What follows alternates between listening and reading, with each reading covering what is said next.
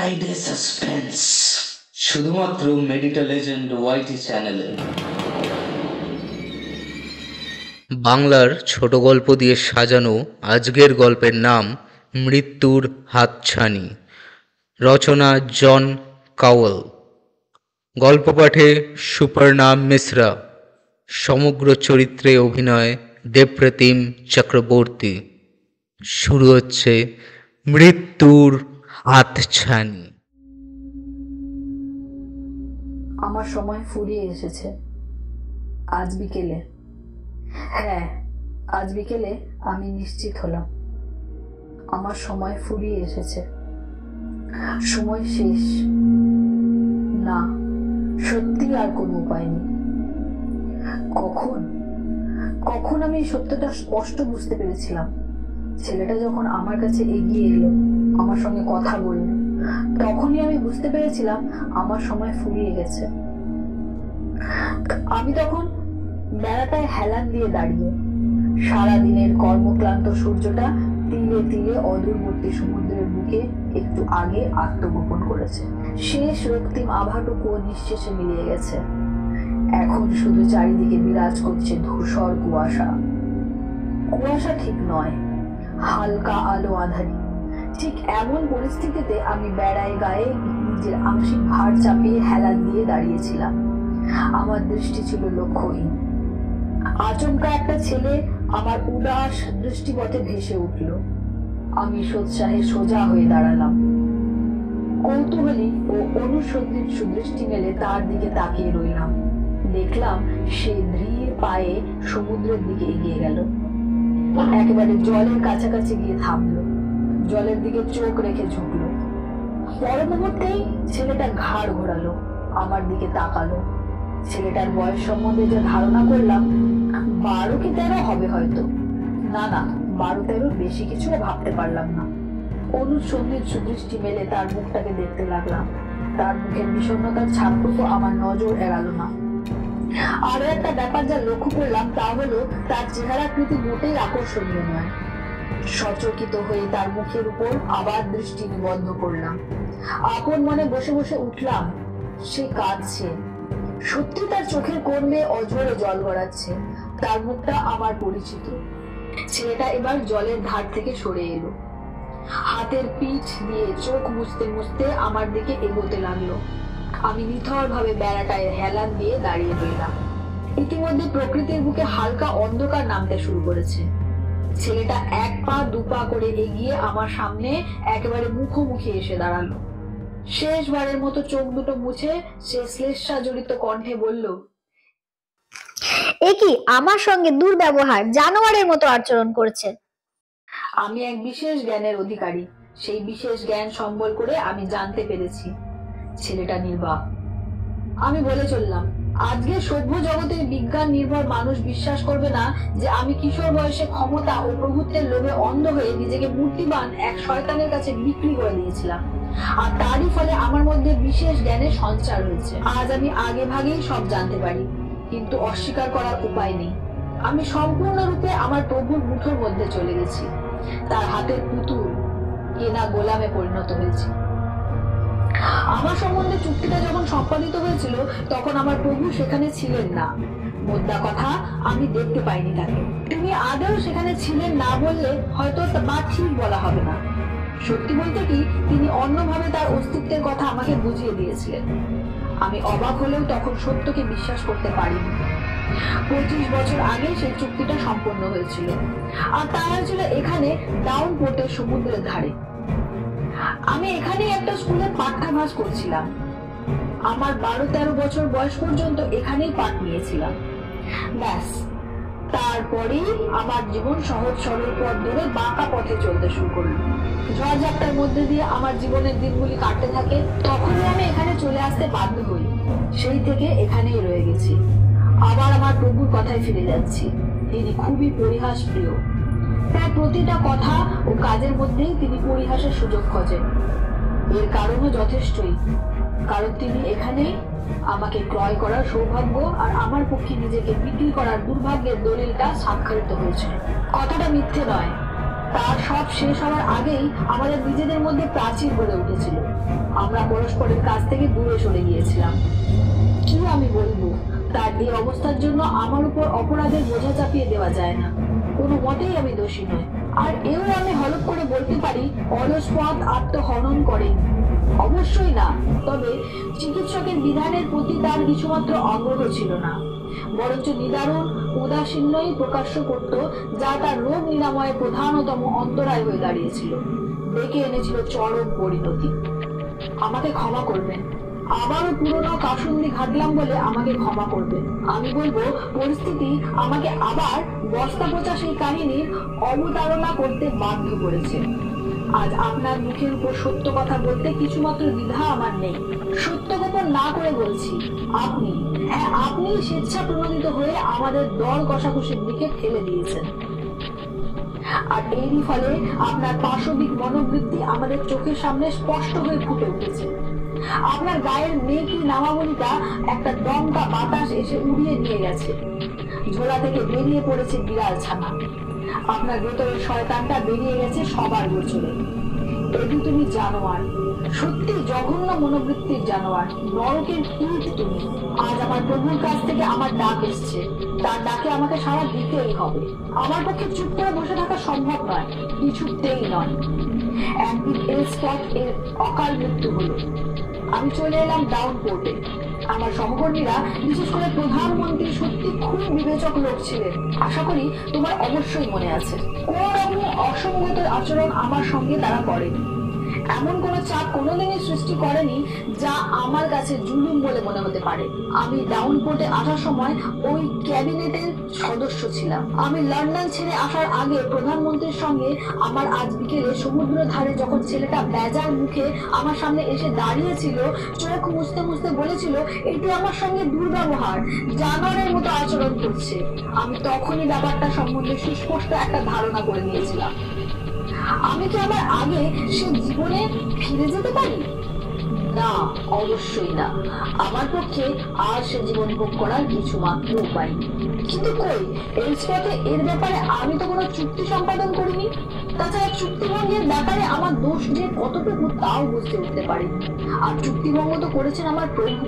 এলস্পথ আমার পরিচিত মাত্র, তার সঙ্গে আমার বন্ধুত্ব ছিল, এরকম মনে করলে ভুল করা হবে। অপদার্থ ও আহাম্মক ডোনাল্ড জেভিয়ার এর সঙ্গে তার সম্পর্ক ছিল, আজও আছে। আমার প্রভু চুক্তির ব্যাপারে ছিলেন খুবই সচেতন। চুক্তির যা কিছু শর্ত সবই আমার উপর আরোপ করেছিলেন, আর আমি তো অক্ষরে অক্ষরে পালন করেছি কিনা সেদিকে সর্বদা সুতীক্ষ্ণ দৃষ্টি রেখে চলেছে। না, আপনার নির্দেশ মেনে চলার দায় আমার নেই, মানিও না। কেনই না মানবো? আমার অথবা এলস্পথে এর ব্যাপার স্যাপারের মধ্যে সামান্যতম রহস্য নেই। সবকিছু ব্যাখ্যা করা সম্ভব। খুঁটিয়ে খুঁটিয়ে পরীক্ষা নিরীক্ষা করে একটা সিদ্ধান্তে পৌঁছানো যেতে পারে। তারপরের বছর আমি ওয়াশিংটন মিশন থেকে এলাম। ঠিক তখনই একটু একটু করে পাগলামো ক্রমে বেড়ে চলল। ক্রমে প্রায় বদ্ধ পাগল হয়ে গেল সে। আমার সন্তান সন্ততি না হওয়া সত্ত্বেও আমার মধ্যে সফল রাজনৈতিক জীবনের ছায়া খুঁজে পাওয়া বাস্তবিক ছিল কঠিন। রাজনৈতিক কর্মকাণ্ডের ব্যাপারে সাফল্যের বিচার বাস্তবিক ছিল সাধ্যাতীত। সত্যি বলছি, সে সময়টা আমার পক্ষে খুবই দুঃসময় গেছে। তার জন্যই আমাকে যত হ্যাপা পোহাতে হয়েছে। এক বিন্দু বাড়িয়ে বা ফুলিয়ে ফাঁপিয়ে বলছি না। সে এমন সব অদ্ভুত অদ্ভুত কাণ্ড করে বসতো যার জন্য আমার দুর্ভোগের অন্ত থাকতো না। আমি তাকে নিয়ে একাধিক মানসিক চিকিৎসকের শরণাপন্ন হয়েছি, তার নিরাময়ের ব্যাপারে দুহাতে টাকা খরচা করেছি, সবই ভস্মে ঘি ঢালার সামিল হয়েছে। আমার দীর্ঘ আলোচনা হলো। তিনি আমাকে প্রস্তাব দিলেন, পরিকল্পনা ও অর্থমন্ত্রীর পদে নিয়োগ করার সিদ্ধান্ত নিয়েছেন। তার ইচ্ছার কথা আমার কাছে বারবার ব্যক্ত করলেন। আসলে তিনি লোক হিসেবে খুবই বিবেচক ও দয়ার আধার ছিলেন। প্রধানমন্ত্রী আমার প্রতি সহানুভূতি ও মমত্ববোধের পরিচয় দিতে গিয়ে বললেন, আমি মনে করি জীবনের এমন একটা দুঃখজনক পরিস্থিতিতে তোমাকে কাজের মধ্যে সর্বদা ডুবে থাকা দরকার।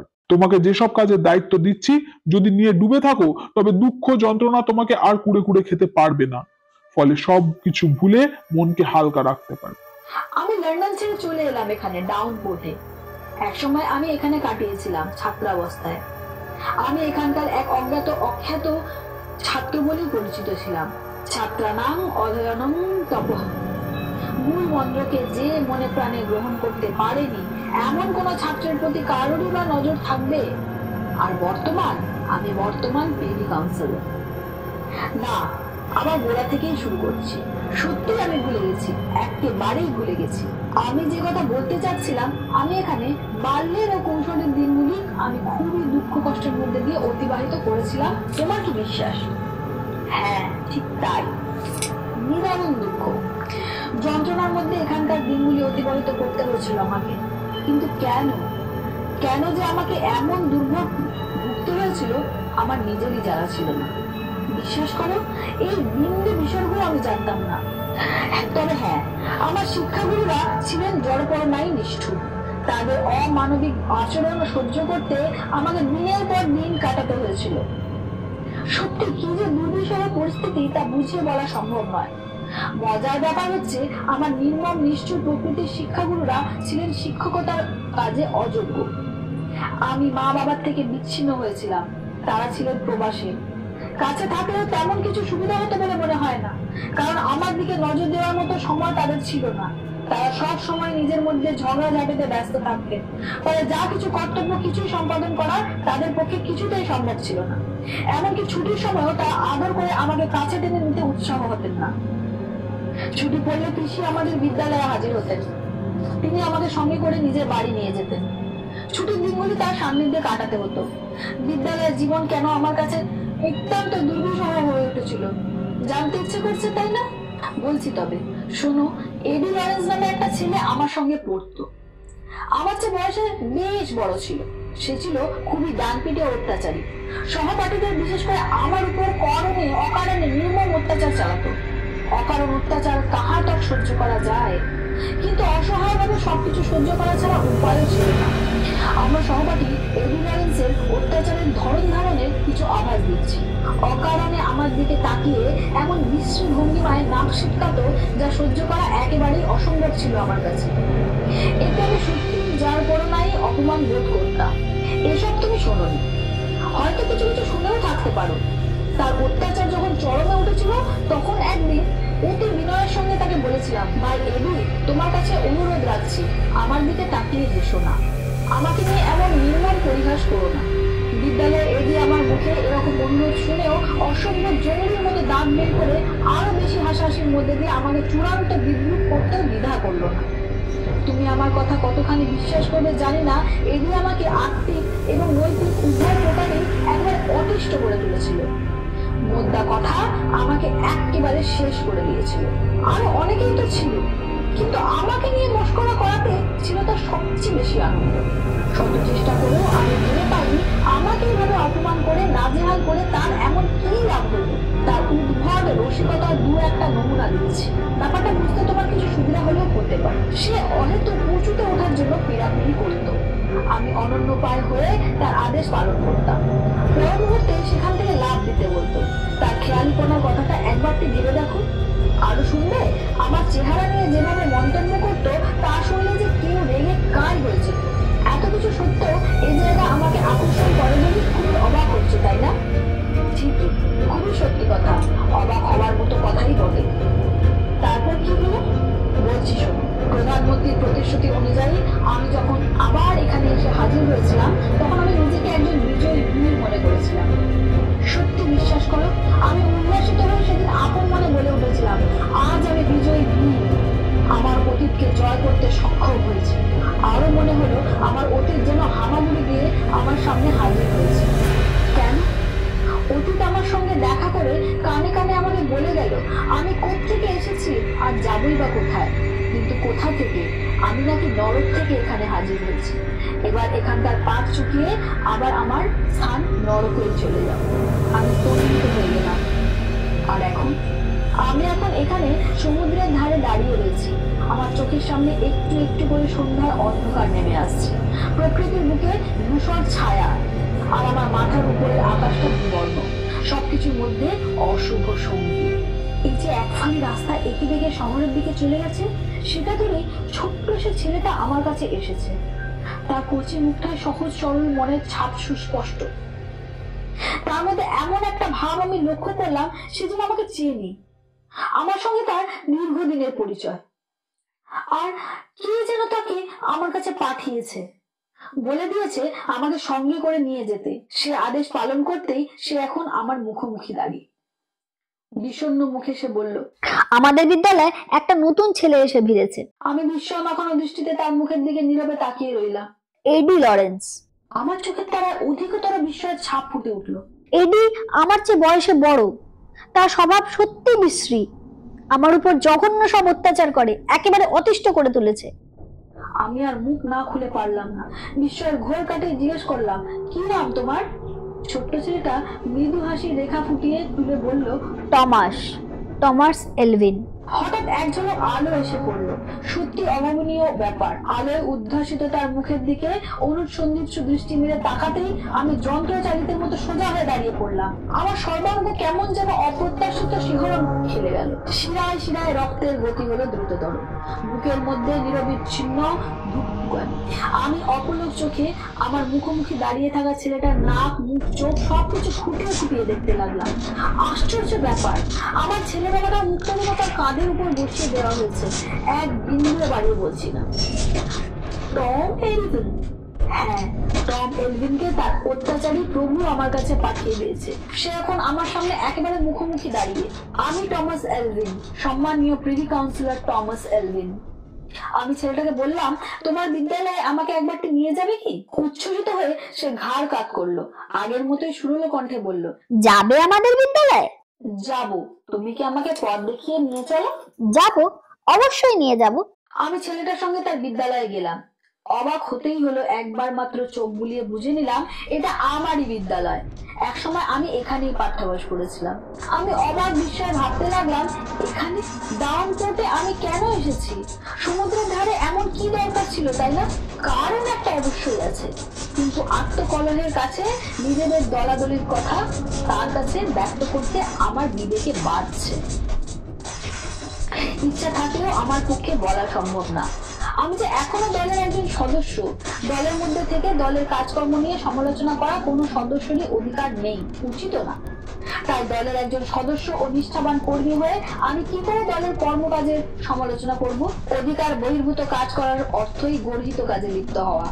আমার কথা মেনে নিয়ে আমার সঙ্গে একমত হয়ে অবশ্যই আমার সঙ্গে সুর মিলিয়ে বলতেই হয়, দেশের পরিস্থিতি, শাসনতন্ত্র এমন নড়বড়ে হয়ে পড়েছে যে কোনো সময় কোনো ক্ষমতাশালী রাজনৈতিক দল বিক্ষোভ আন্দোলনের মাধ্যমেই দেশের শাসন ক্ষমতার পরিবর্তন সাধন সম্ভব হতে পারে। কিন্তু সমস্যা হচ্ছে, এই সাধারণ কথাটা সেই বৃদ্ধ ও তার সাকরেদদের বুঝছে না। আসলে বুঝেও না বোঝার ভান করছে। আমি এসব কথা বলছি বটে, কিন্তু ব্যাপারটা খুবই গোপনীয়। কোনো পরিস্থিতিতেই ফাঁস করা উচিত নয়, নিরাপদও নয়। খবরদার, কিছুতেই যেন কারো কাছে প্রকাশ না পায়। এই সপ্তাহেই দলের কার্যকরী কমিটির সদস্যরা সভায় তুমুল হইহট্টগোল তুলেছিল। সে কি হাত পা ছোড়াছুড়ি আর টেবিল চাপড়ানো! স্বীকার করেছি, সপ্তাহের শেষের দিকে আমি আমার এলাকা ছেড়ে বাইরে চলে এসেছি। কদিন বাইরে বাইরেই কাটাচ্ছি। কেন? এর উপযুক্ত কারণ তো অবশ্যই আছে। পরবর্তী কাজের পদ্ধতি ও গতিবিধি সম্বন্ধে নতুন করে ভাবনার চিন্তা করছি। নতুনতর পথের সন্ধান আমাকে করতেই হবে। সত্যি বলতে কি, আমার পরবর্তী পদক্ষেপ কি হবে তা নিয়েই আমার এই মুহূর্তে যত মাথা ব্যথা। আমার ধীর আত্মপ্রত্যয় রয়েছে, আমার পরিকল্পনা যখন বাস্তবায়িত করব, কঠিন কঠোর আঘাত আনবো, তখন বৃদ্ধের মতো ফন্দিপিকে হুমড়ি খেয়ে পড়ে যাবে। অসহ্য, কি বেয়াদবি কাজ করে বাবা! আলোটা কি সমস্যায় না ফেলেছে? অতুজ্জ্বল আলোটা একেবারে আমার মুখের উপর এসে পড়েছে। সত্যি বলছি, আলোটা যেভাবে আচমকা চোখে এসে আছাড় খেয়ে পড়েছে, আমি ভয়ে একেবারে নিয়ে গেছি। মনে হচ্ছে কেউ আমার দিকে তাকিয়ে বিদ্রুপে হাসি হাসছে। নাক মুখ বিকৃতি করে যেভাবে মানুষের অন্যের প্রতি বিদ্রুপ প্রকাশ করে ওঠে, ঠিক তেমনি ভাবমাই তাকাচ্ছে আমার দিকে। হ্যাঁ, আমার আর এখানে থাকা সম্ভব নয়, চলেই যেতে হবে আমাকে। তাছাড়া কিছু মাত্র উপায় দেখছি না। এডি, আসছি। হ্যাঁ, আমি এখনই আসছি প্রভু, সত্যি বলছি, এখনই আসছি প্রভু। আমি তোমার ভৃত্য এডি, আর তুমি আমার প্রভু। বিশ্বাস করো, তোমার জন্য সবই করবো আমি। কথা দিচ্ছি, যা বলবে সবই করব। কিন্তু আমার একান্ত মিনতি এডি, তুমি শুধু আমার দিকে তাকিয়ে বিদ্রুপ করো না। তোমার উপহাস আমি কিছুতেই সইতে পারবো না এডি। তোমার জন্য সবই করবো প্রভু। এডি, আমার প্রভু, তোমার সব আদেশ অক্ষরে অক্ষরে পালন করবো। কথা দিচ্ছি, শুধুমাত্র তুমি আমাকে নিয়ে পরিহাস লিপ্ত হয়েও না এডি, প্লিজ প্রভু, প্লিজ প্রভু। Hide the suspense. শুধুমাত্র মেডিকেল এজেন্ট ওয়াইটি চ্যানেলে।